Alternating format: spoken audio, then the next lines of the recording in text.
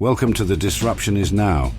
Join us on this enlightening journey as we explore how AI is impacting our jobs, careers, lives, and the human experience. Each episode, host Greg Matusky will converse with visionaries and innovators at the forefront of AI, diving into its challenges, opportunities, and impact. So buckle up as we venture into the heart of disruption, and together, let's unfold the future. Well, I want to welcome you to another episode of The Disruption Is Now. I'm Greg Matusky, the host, and also I'm founder and president of Gregory FCA. We're a PR agency based in New York and Philadelphia. And our podcast always looks for different angles on how AI is going to transform how we communicate, how we listen, and how we learn. And as you know, I'm a big proponent and pioneer of that, as is my guest is today. And I'm excited because he brings a different kind of context, and that is in how AI will impact decision-making on a business side. Most of the times we talk about generative AI, but his company, which is Knownwell, and my guest is David DeWolf, the CEO and founder, is an intelligent enterprise system built really to aggregate and better understand what your customer is saying or how it's engaging with you. David, did I get that right? You did, yeah, and it's a hard concept to get because I think it's a brand new category, right? But what we hear over and over again is that leaders are overwhelmed by all the data and information and communication that they have out there. They're struggling to not only make sense of it, but to turn it into action and to drive and orchestrate their business with it. And the intelligent enterprise operating system that we're building is designed exactly to do that. And what it does is it doesn't just make sense of the data that we're already managing and looking at in our enterprises. It's actually looking at publicly available information and press releases and social copy, combining all of that with even your internal communications. Look at your emails, your Slack channels. All of those types of venues for communication have such rich information, but we don't even have time to look at it for data because we're overwhelmed by the little bit of data we have. Let's really focus in on that, because I always say, we come from this age of information, and information was data, right? In my world, it was the words you use, the syntax you deploy, the grammar that you know. I always considered that data. Right? Yeah, for sure. But where we're going, I think, is this age of intelligence where no longer are we going to focus on the specifics of the data. Rather, we're going to focus on the meaning of that data, in my world, on the message of that data. So explain to me how this works in practicality in a business decision-making role. Well, I think you just started to outline it there, right? I think the data stack of information is actually a hierarchy, right? We have discrete data points and they matter, but they sum up to information. And when we aggregate it, we start to then derive insights from it. What's different about the world that we're living in now, Greg, is that intelligence is the ability to make sense of, continuously learn, and apply those insights, right? We can infer judgments on these information and insights now in a way that we've never been able to before programmatically. Well, that's interesting. Last week I had on Anthony Cousins. He is the executive strategic director of AI for Cision, the large information company, and they provide technology tools for PR agencies. They listen to the market around brands with a product called Brand Watch. And one of the things he pointed out, which was really interesting to me, was how do you do that in a world where AI is not consistent, right? We're so used to software always giving us the right answer. We've been so programmed to that. I was having a conversation with my son over the weekend, and I said, I think one of the values I brought to the whole AI discussion, I was a writer, and there was never a right solution, right? I was never bound by CRMs or enterprise systems, right? Everything, the person next to me in my office, right? They could write something that would be dramatically different, no less impactful and effective than mine. Right. And so I lived in this very nondescript world where there were all kinds of solutions to any problem. But I think in the business of business, right, we want definite conclusions, results. So in the world of AI that doesn't play in that, How do you do that? How do you integrate that into a decision-making process run by machines? Well, go talk to any business. What you'll find is most businesses, in fact, almost all businesses, even though we have become more data-driven, have always been run by gut. What we have now is the ability for the programmatic compute to replicate our gut, right? It is making inferences and judgments, and it is exactly what you said. Historically, it's all been about deterministic conclusions. It is 1 + 1 = 2, and it always equals 2. So we can look up values in a database, we can do math on them, and we can give you an answer. But the reality is there's all sorts of decisions in a business that are made all day long based on gut feeling, which is David, probabilistic. I love that. I love that dichotomy, that scale you just laid down. You know, I'm owned minority interest by a family office, which we took the investment in late 2019, and they're all quants and they're MIT and Harvard grads. They're brilliant, and they've been really additive to the process because they've forced me to think more logically and rationally against those decisions. Right. That's right. But I bring a different worldview in that I have a gut feeling as an operator. So they don't impact me day to day, right? Mm-hmm. They throw out ideas. They bring in ideas that I had never seen before. They apply that against a very definite framework of business plans and Excel spreadsheets. And that in my life has been a very important balance in running a business that I'd never had prior to the consistency they brought and matched it with my inconsistencies. I may have an idea in a board meeting that we haven't had before. That's right. But they can vet it. So I think that's a very important point. Go into that deeper. Your philosophy on balancing the two. Well, there's an intersection that you're describing there, right? And that is precisely how the best businesses in the world work, right? Historically, it's all been gut.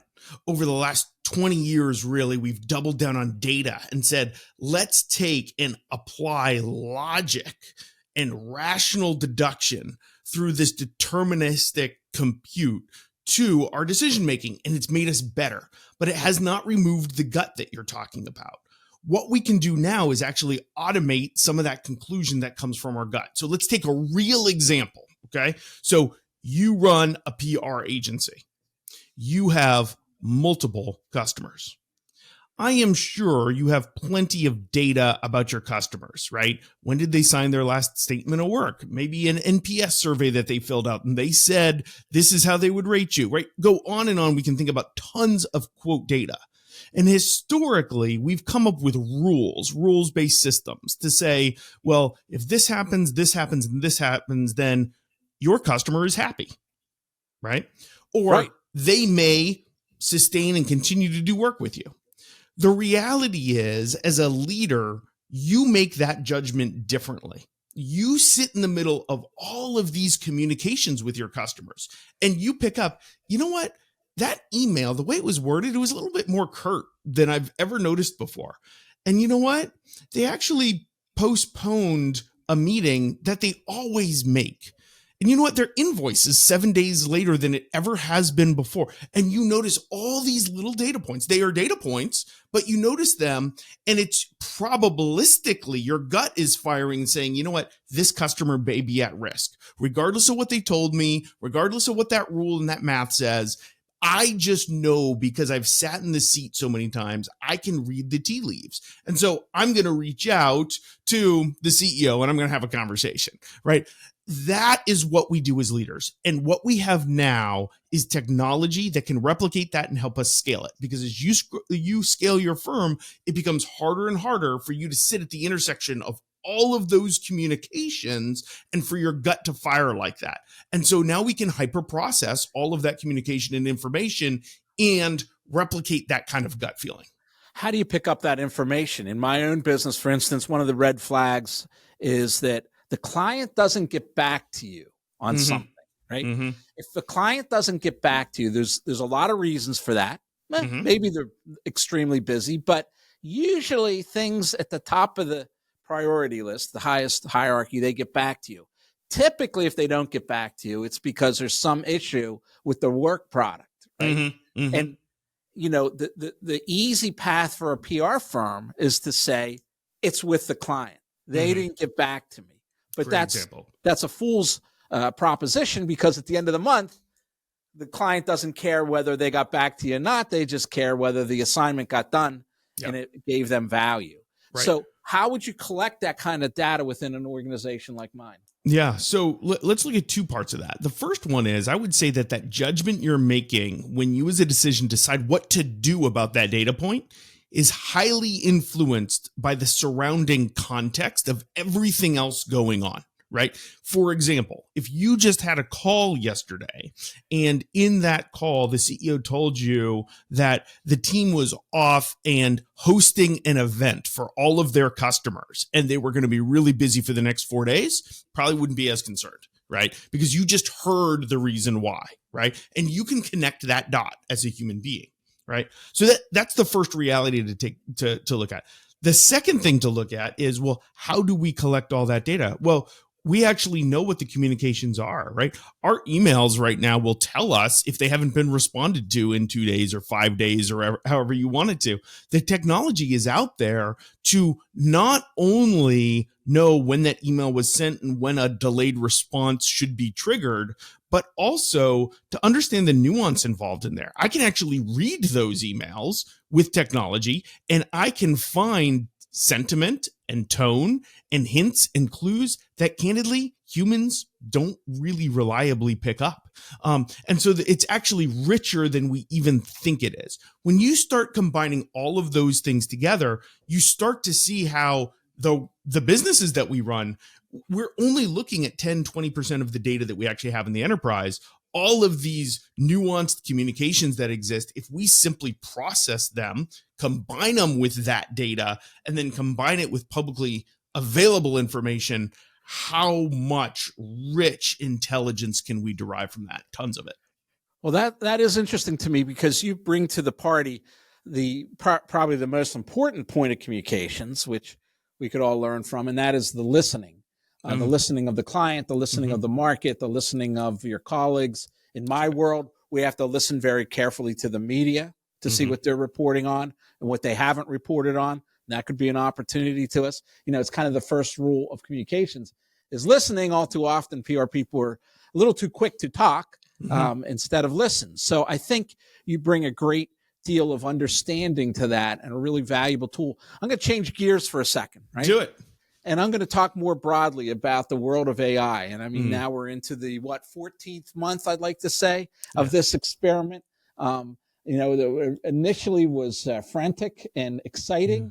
I think some of that excitement has worn off a bit, and that in my world, at least, it's been a slow introduction. The PR industry likes to think, oh, we're creative, we're artists. A machine can't replicate us. That was the first thing. Then they started to see it, and we're trying it, but there's never been any guardrails put on inside the organization, never any policies, never any transparency, not on my part. I mean, we put it in our contracts to clients that we use generative AI. We tell them exactly what the guardrails that we use. We have liability insurance to cover any kind of issue that would arise. And with the New York Times lawsuit standing out there, I continually wondering what kind of issues, because so much of our work is content. Sure. And it could be violating a copyright without us even knowing it. Right. So your opinion, where do we stand in adoption, and what's your take on the acceptance, the deployment, and what 2024 holds for businesses? Okay, so before I go to the future, I want to go to the history, because I'm going to tweak just slightly what you said. You said we're 14 months in. I would argue diplomatic. You're going to say, I'm going to tell you the truth. Go ahead. But I'm going to tell you this. We're 14 months into the democratization of AI, but AI has been around for decades, right? The CIA, national security have been using it for decades. And what have they been using it for? There are two things that everybody needs to understand is really powerful about AI. First one is finding signal and noise. When you have tons of information, how do you find the one image from the security camera that matters? And then the other one is connecting dots. How do you find things that seem unrelated but actually are related, right? Those are the two fundamental principles that I think we've been dealing with in AI forever. And AI has been around for a long time. OpenAI and ChatGPT democratized it. And it's so powerful because now everybody has access to it. So huge breakthrough, totally agree. Where are we going next? Well, I say the history because we have to understand how mature it is. It's not immature. So it's ready for adoption. Here's what I'm seeing. To me, when you look at businesses, there are 5 altitudes of work that we perform in a business. At the very rudimentary level, we have manual labor. We've been automating manual labor with AI for also years and years. It's called robotics, right? Go into any modern manufacturing plant, factory, there's robotics, there's AI being used, right?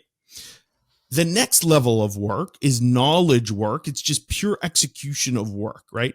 It is like writing a press release is a great example.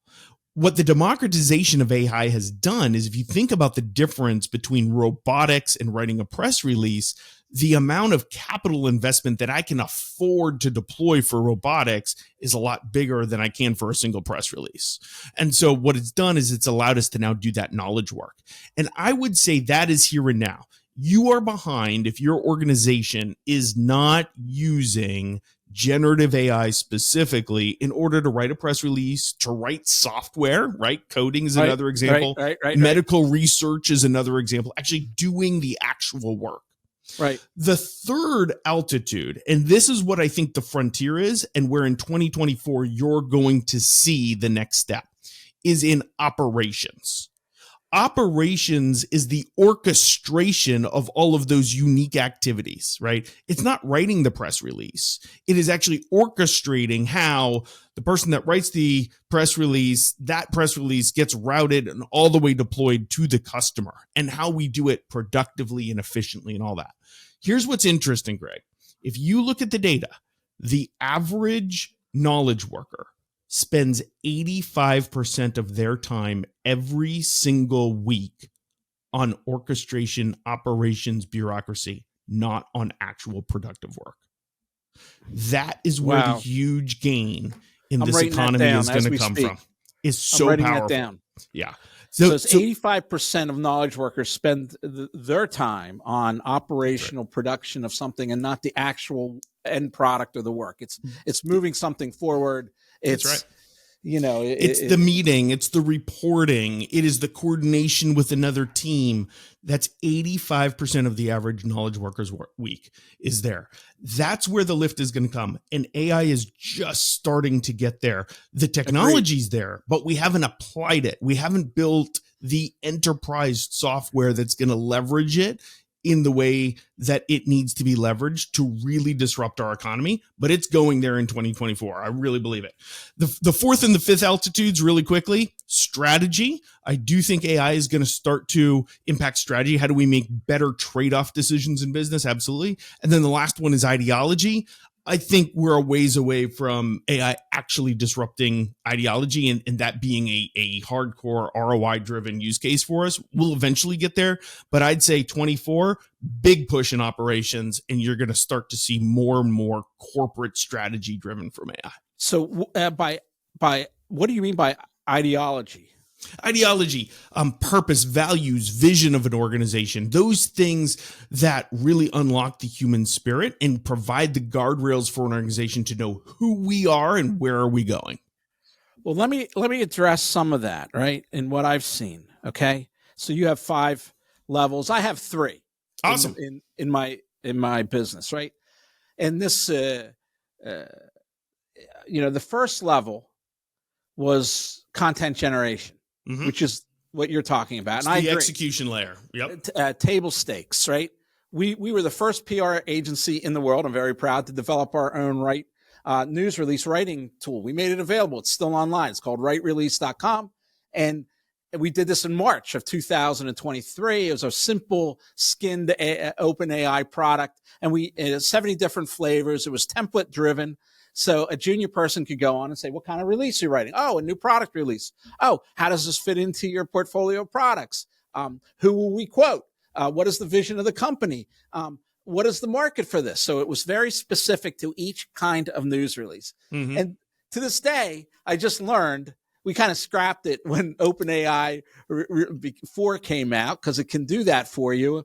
And it goes back and forth by that debate of, is it going to be templated? Is it going to be free form? Mm-hmm. I think in one of your podcasts, you talk about you're going to invest a lot in developing things that'll be outdated in a month. And that was kind of that process, although there's still great value in somebody who needs to follow a script.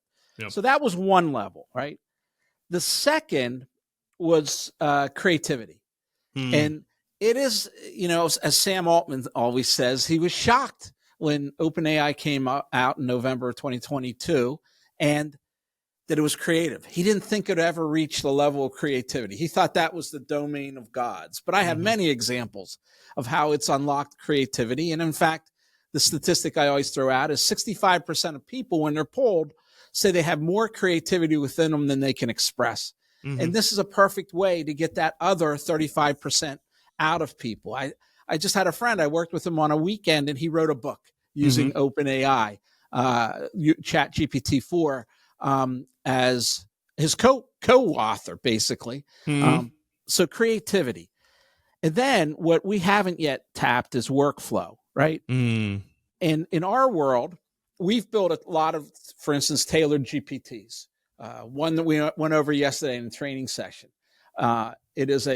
It walks you through the process of creating a media brief. So you're my client. You have an upcoming interview with the New York Times. We, for years, have physically wrote out the reporter, what they reported for in the past, possible questions. Now we have a tailored GPT that does that. We have something called Voice of the Client, where I would give you this self-test, David, and you'd go through and you identify 5 pieces of copy as the one that you think is most like your voice. It reshuffles them. It gives you the test again. You don't know there's the winners in there. It gives you the test again. It's kind of like going to the optometrist, better or worse, better or worse. And then at the end, I know that you write like Jack Welch. And that gives me great insight as a PR person as to how to recreate your voice moving forward in the things that you write and how you speak and what have you. But what's missing in all that is those tailored GPTs are not connected, right? And they're very hard to connect because what are you going to do? Share that with somebody? We use Teams, ChatGPT Teams, right? It's disappointing, to say the least. It's not collaborative. You have to build, whoever built it owns it, so the next person can't modify it without recreating it, right? There's all kinds of limitations. I'm sure those will go away. But that enterprise edition really isn't out there yet. And because of that, we're overcoming individual frictions in our workplace, but it's not an all-in-one. It's not something that's applicable throughout the process because no one has done this yet. Right. Well, and I think you just hit the nail on the head. You just focused in your business, there are no robotics, there's no manual labor, but it's that execution and that operation layer that you're talking about. And it's fascinating to me to hear you say you are absolutely one of the leaders and pioneers in your industry applying AI, yet the piece that you just described that is workflow and process are the most rudimentary part of operations, right? And so there you go. It is the frontier. It is what you're working on right now. As an overall society, we are just starting to get to the point where AI is penetrating these operational use cases. And it will not just be about connecting them. It will be about making decisions about how you optimize those workflows, right? So I think the best example of where this actually does exist today is Amazon and how they run their supply chain, right? They are so close to the market and to their customer. They have all sorts of data that they're able to use artificial intelligence to manage their entire supply chain, the delivery trucks, where goods get warehoused, all of that type of stuff. And it is machines that are able to make those decisions. They're able to make what? Judgment. right? It's inference, it's conclusions. It's not insights, information, or data. It is, no, this is what we need to do because probabilistically, not deterministically, but probabilistically, the machine's gut, right? That's what our gut it is probabilistic conclusions, is saying we need to warehouse this in North Carolina because there's going to be a boon for this type of good here, and the delivery trucks all need to be routed this way, et cetera, et cetera, et cetera. That's how David, all of our workflows and all of our businesses are going to be run. David, I think you're on to something really big, and that's the missing part in all of this is how does it connect and how does it really improve the operational level and layer of your business? I mean, I'm running up against that right now in what we've built and how it is siloed, and that makes it difficult. But I want to thank you for being with us. The company, again, is Knownwell. It's David DeWolf, and he's got a lot to say about what the eventuality of AI and machine learning and understanding and listening to the information that's in the market, both internally and externally about your business, will be able to improve your decision making and even automate a great deal of it. So thanks for being with us. Very insightful. And so much fun, Greg. Thanks for having me. And let's stay connected. We'll do it. All right. Take care. This podcast is a production of Gregory FCA. If you enjoyed our discussion today and want to continue exploring the transformative power of AI, please check out more episodes and subscribe wherever you listen to podcasts.